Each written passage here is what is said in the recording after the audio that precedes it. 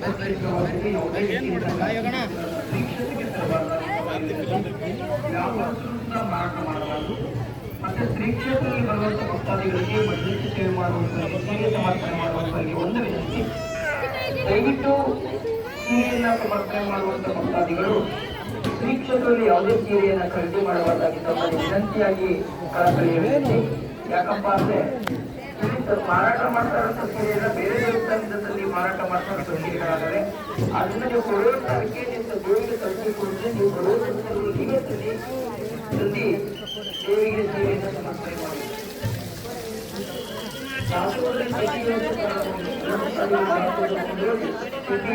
ಮಾಡಬೇಕಾಗಿತ್ತು. ದಾಸೋಹದಲ್ಲಿ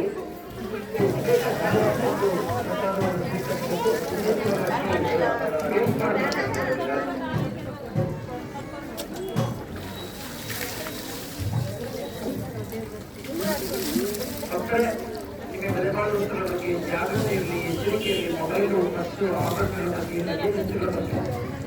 ಎಚ್ಚರಿಕೆ ವಹಿಸಬೇಕಾಗಿದ್ದ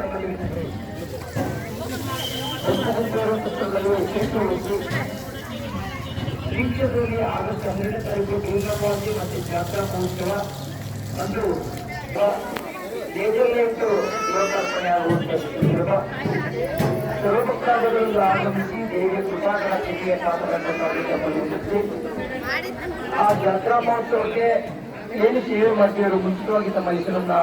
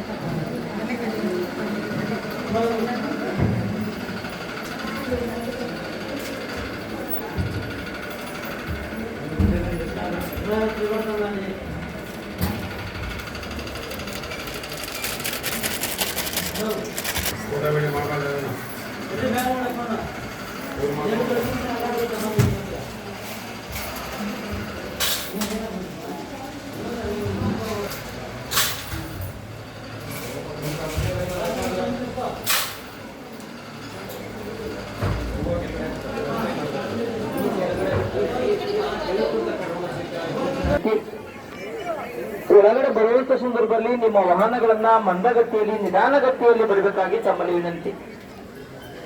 ಭಕ್ತಾದಿಗಳು ದಯವಿಟ್ಟು ರಿಕ್ವೆಸ್ಟ್ ಆಟೋಣ ದಯವಿಟ್ಟು ನಿಮ್ಮ ವ್ಯಾಪಾರಸ್ಥರು ತಮ್ಮ ಅಂಗಡಿ ಮಳಿಗೆಗಳ ಮುಂದೆ ಸ್ವಚ್ಛತೆ ಇರಬೇಕು. ಸ್ವಚ್ಛತೆ ಮೊದಲನೇ ಆದ್ಯತೆ. ಸ್ವಚ್ಛತೆಗೆ ಸಹಕರಿಸಬೇಕಾಗಿ ತಮ್ಮಲ್ಲಿ ವಿನಂತಿ. ಸ್ವಚ್ಛತೆ ನಮ್ಮ ಆರೋಗ್ಯದ ಸೌಭಾಗ್ಯ. ಆದ್ರಿಂದ ಎಲ್ಲ ಭಕ್ತಾದಿಗಳು ಸ್ವಚ್ಛತೆಗೆ ಸಹಕರಿಸಬೇಕಾಗಿ ತಮ್ಮಲ್ಲಿ ವಿನಂತಿ. ಭಕ್ತರೇ,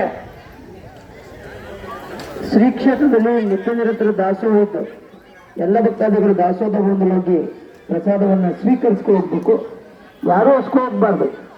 ಮತ್ತೆ ಶ್ರೀ ಕ್ಷೇತ್ರದಲ್ಲಿ ದಾಸೋಹಕ್ಕೆ ಮೊದಲನೇ ಆದ್ಯತೆ ದಾಸೋಹ, ಮೊದಲನೇ ಸೇವೆ ದಾಸೋಹ. ದಾಸೋಹಕ್ಕೆ ಅಕ್ಕಿ, ಬೆಲ್ಲ, ಬೇಳೆ, ತರಕಾರಿ, ತೆಂಗಿನಕಾಯಿ ಈ ಥರ ದಾಸೋಹಕ್ಕೆ ಉಪಯೋಗಿಸಿದ ಸಾಮಗ್ರಿಗಳನ್ನು ತಂದುಕೊಡ್ಬೋದು. ಅದೇ ರೀತಿ ದಾಸೋಹಕ್ಕೆ ಅಕ್ಕಿ ಕೊಡಿಸ್ತೀವಿ ಅಂದ್ರೆ ಸುಧಾ ಅಕ್ಕಿನೂ ಸಿಗ್ತದೆ, ಅಕ್ಕಿನೂ ನೀವು ಕೊಡಿಸ್ಬೋದು. ದಯವಿಟ್ಟು ರಸ್ತೆಯಲ್ಲಿ ಯಾವುದೇ ವಾಹನಗಳನ್ನು ನಿಲ್ಲಿಸಬೇಡಿ. ದಾಸೋಹದಂತಹ ಅನ್ನವನ್ನು ಚೆಲ್ಲಬೇಡಿ. ಅನ್ನ